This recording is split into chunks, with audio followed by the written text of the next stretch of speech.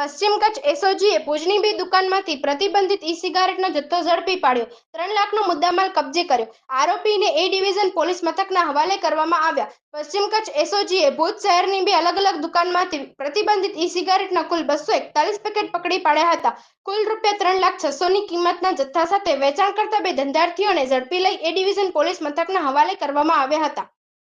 ભુજ શહેરમાં Chhathibari ring road ખાતે આવેલી ડ્રેગન નામની દુકાન તથા હોસ્પિટલ રોડ ખાતે આવેલી ગેંગસ્ટર નામની દુકાનમાંથી પ્રતિબંધિત ઈ સિગારેટના અલગ અલગ કંપની તથા ફ્લેવરના 241 પેકેટ પકડી પાડ્યા હતા.